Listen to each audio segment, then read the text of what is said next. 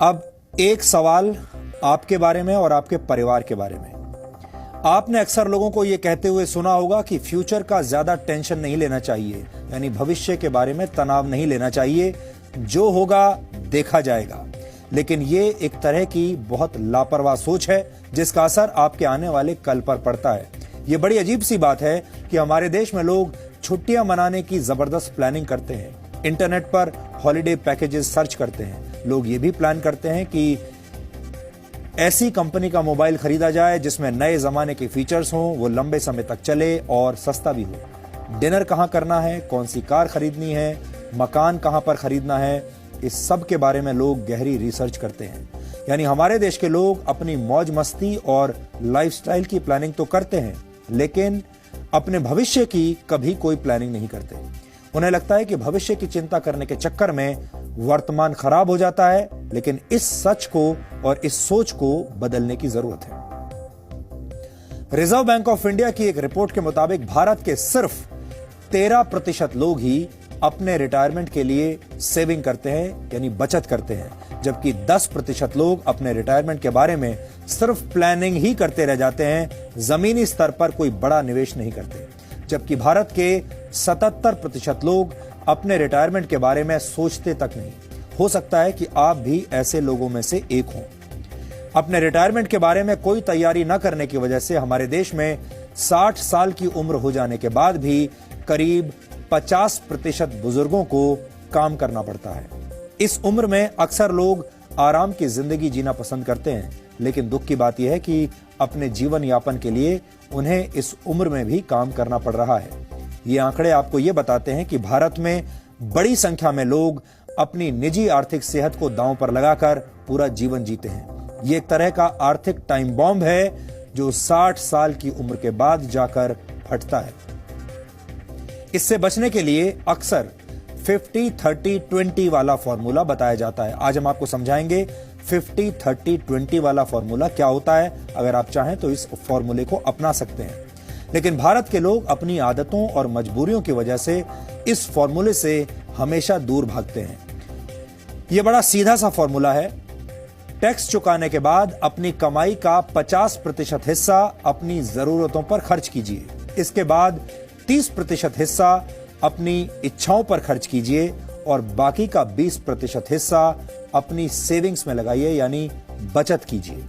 ऐसा करने से आप अपना भविष्य सुरक्षित रख सकते हैं और आने वाले दिनों को अच्छे दिन बना सकते हैं। लेकिन हमारे देश में नौकरी करने वाले लोगों को लगता है कि अभी इतने आगे तक सोचना क्यों है, 4 दिन जिंदगी है, पूरी मौज मस्ती के साथ जीनी चाहिए। कुछ लोगों का यह तर्क भी होता है कि महंगाई के जमाने में बैंक की ईएमआई चुकाने और परिवार की जरूरतें पूरी करने के बाद इतना पैसा बचता ही नहीं कि रिटायरमेंट के बाद वाली सेविंग के बारे में सोचा जाए। वैसे हमारे देश में ज्यादातर लोग अपनी कमाई का बड़ा हिस्सा अपने बच्चों की पढ़ाई और उनकी शादी में खर्च कर देते हैं। उसके बाद वो इन्हीं बच्चों पर निर्भर हो जाते हैं। ये एक ऐसा सामाजिक बंधन है जो कई पीढ़ियों को अपनी गिरफ्त में ले चुका है, ले लेता है। नेशनल सैंपल सर्वे ऑफिस की एक रिपोर्ट के मुताबिक भारत के ग्रामीण इलाकों में रहने वाले 60 साल की उम्र से ज्यादा के 73% लोग अपने बच्चों पर निर्भर हैं, जबकि शहरी क्षेत्रों में करीब 68% बुजुर्ग अपने बच्चों पर निर्भर हैं। भारत की सबसे बड़ी समस्या यह है कि यहाँ की 80% आबादी गैर संगठित क्षेत्रों में काम करती है। इन क्षेत्रों को पेंशन स्कीम के तहत वर्ष 2015 में अटल पेंशन योजना के अंतर्गत कवर किया गया था। यह पेंशन योजना तैयार की गई थी। इस पेंशन योजना के तहत बुजुर्गों को हर महीने 1000 से 5000 रुपए दिए जाएंगे। ये एक अच्छा प्रयास तो है, लेकिन आज के दौर में इस रकम से सम्मान पूर्वक जीवन जीना असंभव है। हमने नहीं सिक्योर किया क्योंकि हमारा फ्यूचर प्लान तो हमारे बच्चे थे। लाइबिलिटीज इतनी ज्यादा होती है, सोर्स ऑफ इनकम कम होता है और पॉसिबिलिटीज नहीं है जॉब्स की, और तो इस वजह से लोग अपना प्रेजेंट पहले सिक्योर करें, बाद में फ्यूचर देखेंगे। आज में जीने पर यकीन रखने वाले भारतीय अपने भविष्य को मुश्किल में डाल रहे हैं। इसके पीछे लोगों की अपनी दलील भी है। या ये कहें कि भविष्य पर फोकस न करने के हजार बहाने हैं।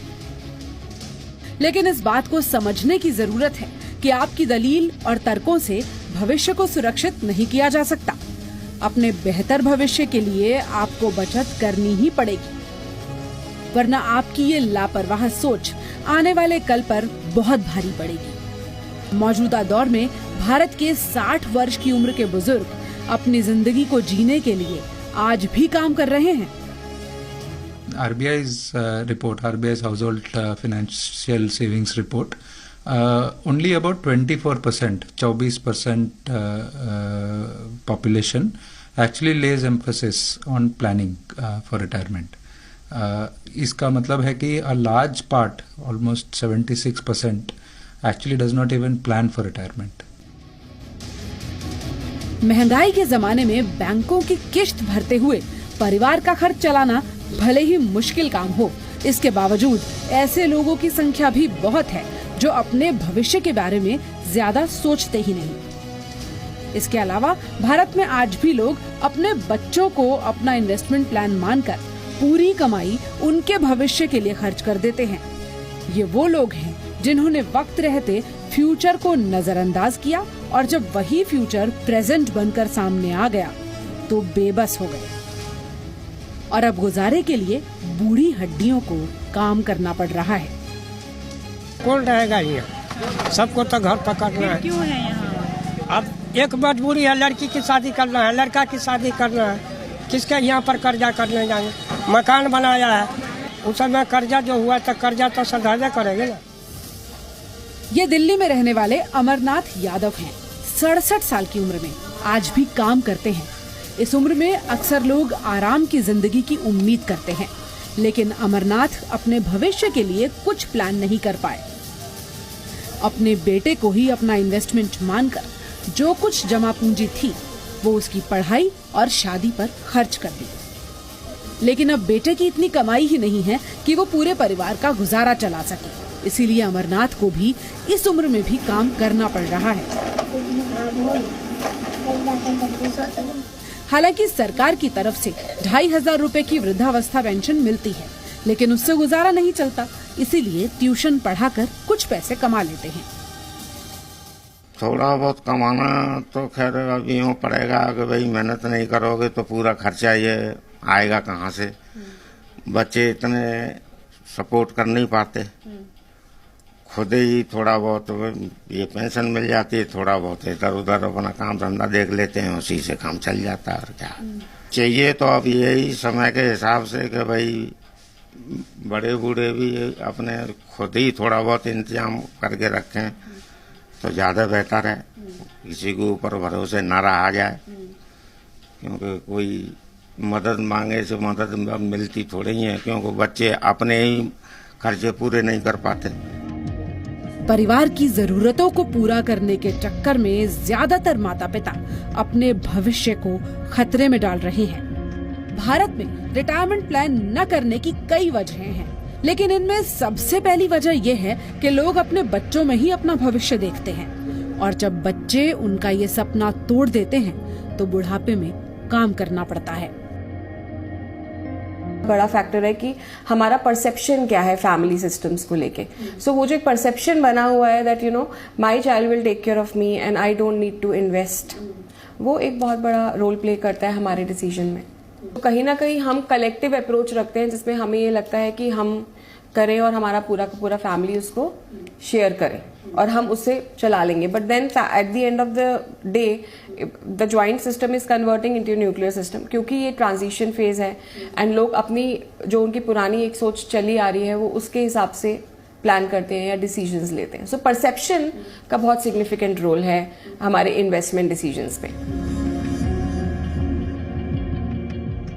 वर्तमान समय में भारत के लोगों का बुढ़ापा चिंता में डूबा हुआ है, तो युवाओं को अपने भविष्य की कोई विशेष चिंता नहीं है।